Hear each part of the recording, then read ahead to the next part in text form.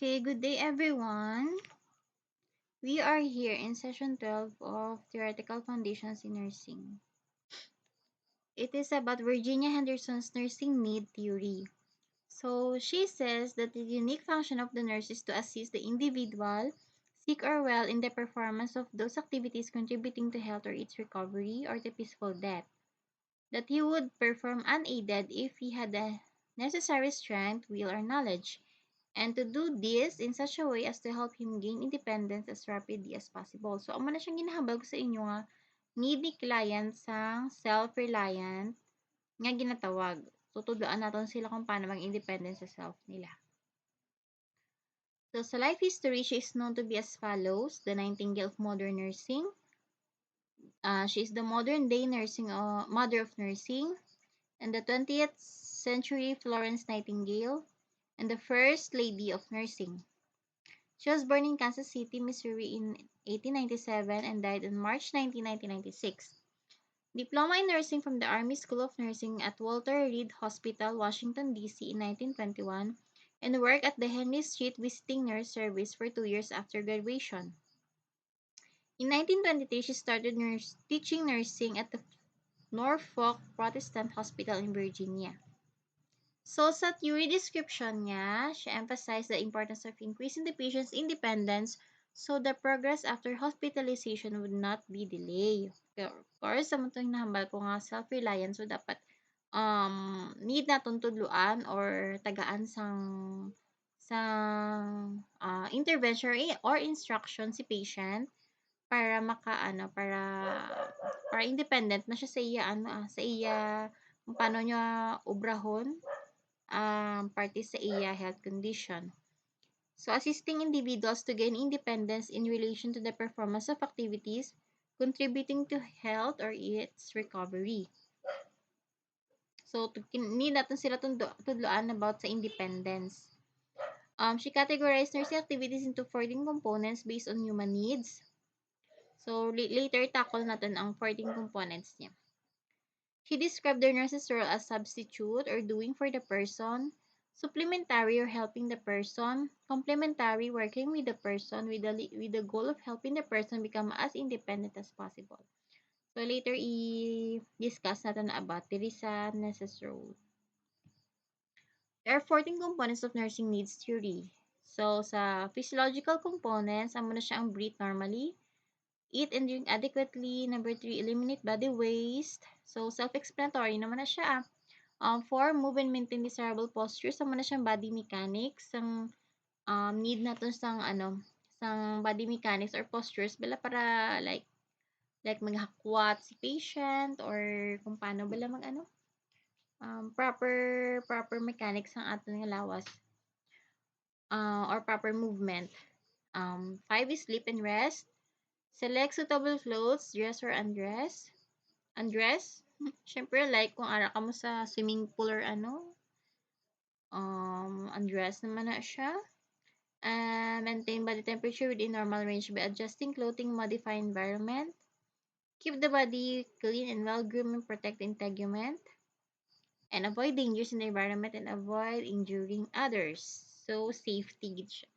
Ara siya sa physiological components ang safety man.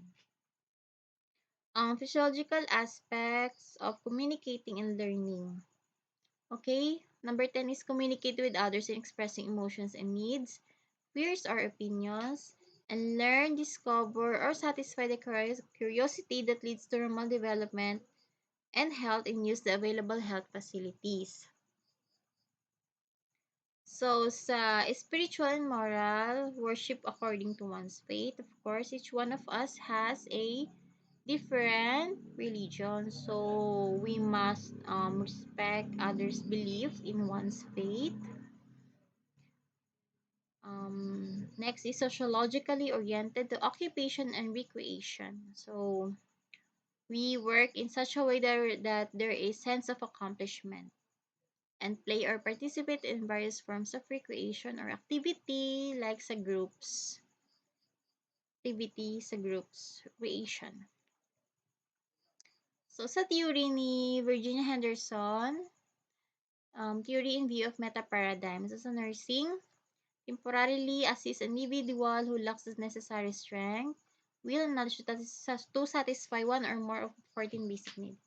So, temporarily, so, uh, hindi ang namin sini, no need man naton nga updan gid si patient for the whole time. Kay kinahanglan man naton siya tudloan ang self-reliance gani ang ginatawag or self-independence.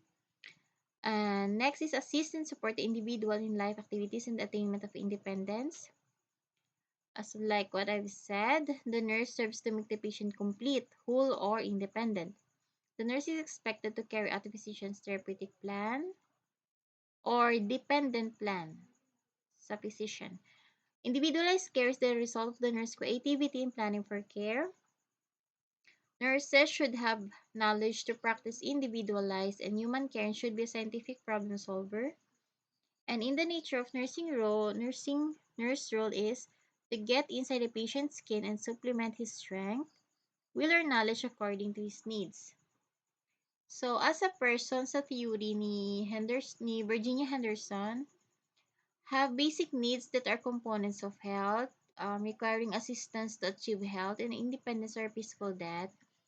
Mind and body are inseparable interrelated. Siyempre, kung ano yung mo ara sa isip mo, hulag man sa lawas mo. Okay? Considers the biological, psychological, and sociological and spiritual components. And the theory presents the patient as a sum of parts with biopsychosocial needs. So sa health, definition based on individual's ability to function independently as outlined in the 14 components. So, amo na to siyang components naton.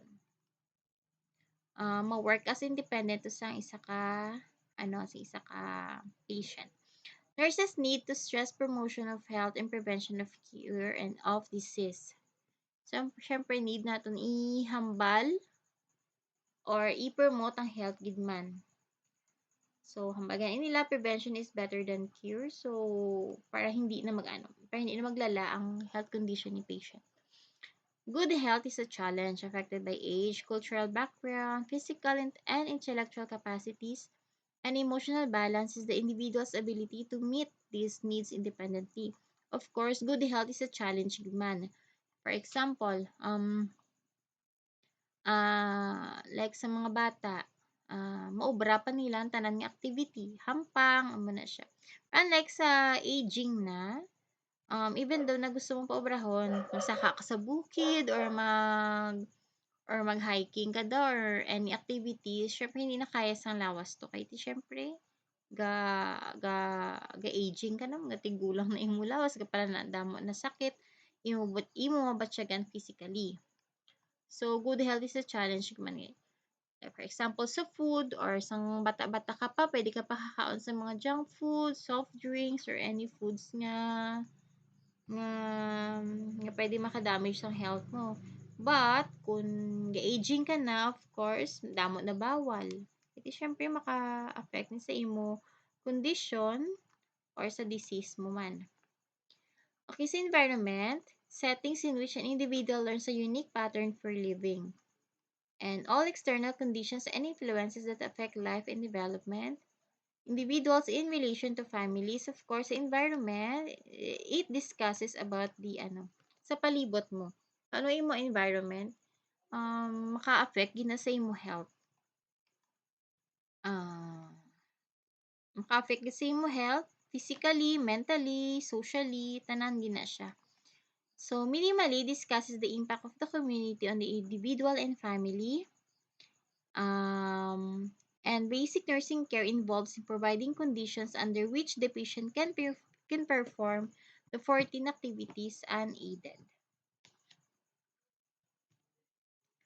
So, the theory and the nursing process. Of course, the nursing process, di ba? First is assessment.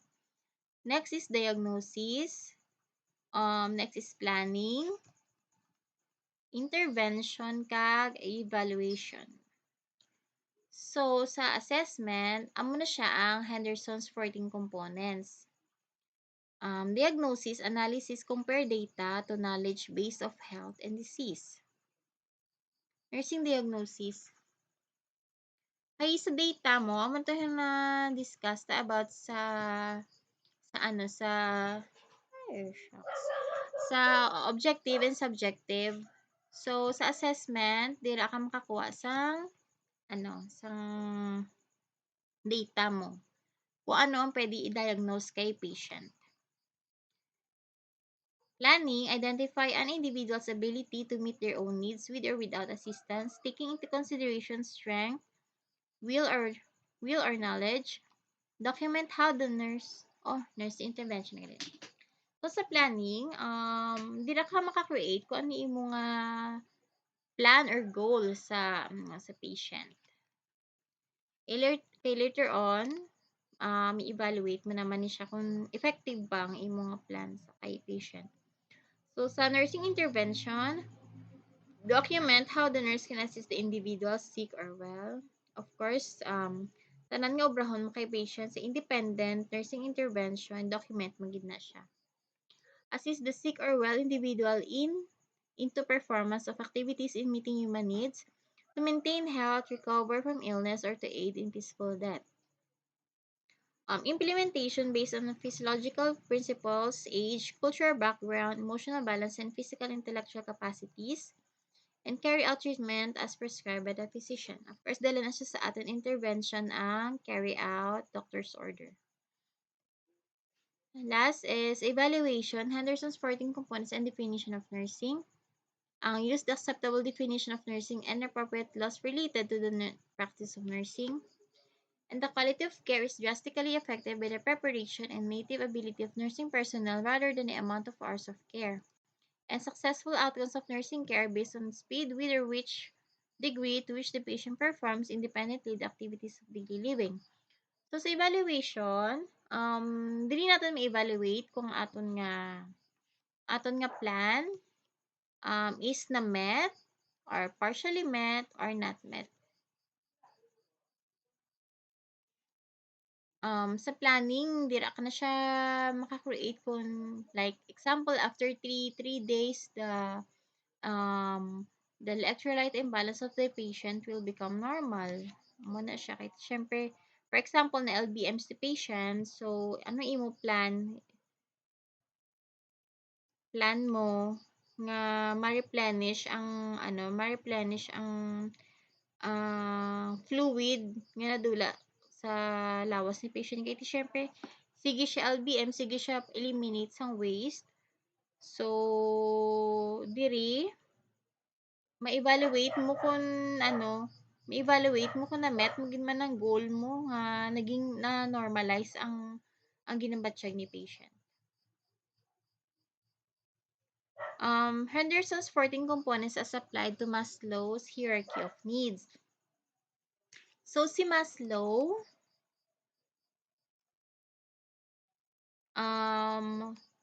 there are 5 levels kay Maslow.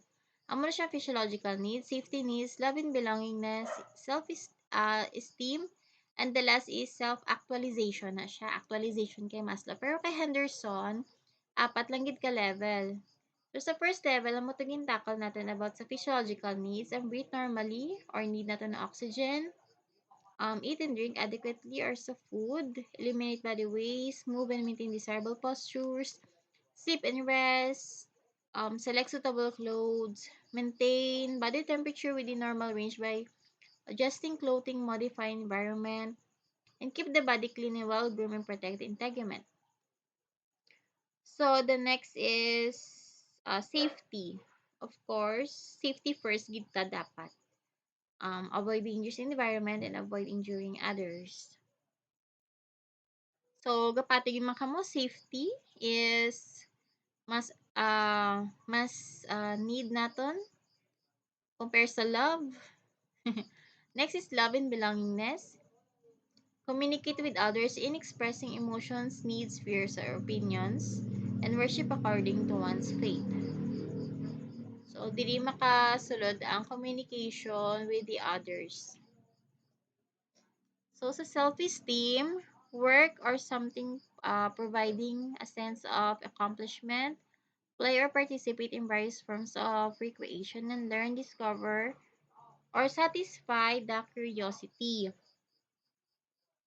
self-esteem. So, diri ka nakakreate sa independence, mo bala nga ginatawag. Yan. So, like kay Maslow, may ara na siya self-actualization. May ara na bala nga like ga-aging ka balahaw. Like ara sa edad nga 30s, 40s, kaysa hambal ka sa self mo nga daw hindi ka pa hindi ka pa satisfied, daw may gusto ka pa, gusto labuton nga dreams or goals sa life mo. Like sa sa pag-eskwela mo, ah, after daw gusto mo kaon tanan nga title, gusto mo mag RN ka na, gusto mo ka master pagin, gusto mo pagin magkuha sang PhD, o tanan-tanan na nga title kwaon mo kay dito feeling mo daw hindi ka pa daw gusto mo pa ma-accomplish ang amo mo na sa self mo. So kung sa ma-accomplish mo na tanan nga gusto mo, dira mo na siya matawag nga self-actualization. Galing may most sang people hindi gid na makuha ang self-actualization ang ginatawag kiti ara gid na sa lawas bala nga hindi ka bala kontento or lack of contentment gid kita bala sa aton life. So amo na siya. So, characteristic of Henderson's theory. Ayun na siya. Number 1 is there is interrelation of concept. So, tanan nga concept to sa iya nga 14 components are related. Number 2 concepts of fundamental human needs, biophysiology, culture and interaction, communication are borrowed from other disciplines. Example kay Maslow's theory. Ano siya ang theory ni Maslow. Her definition and components are logical, and the 14 components are a guide for individual nurse in reaching the chosen goal. So, self-explanatory naman na siya. So, relatively simple yet generalizable. Applicable to the health of individuals of all ages, of course. Number 6, can be the basis for hypotheses and can be tested. 7, assist in increasing the general body of knowledge within a discipline. And 8, her ideas of nursing practice are well accepted, of course, and can be utilized by practitioners to guide and improve their practice.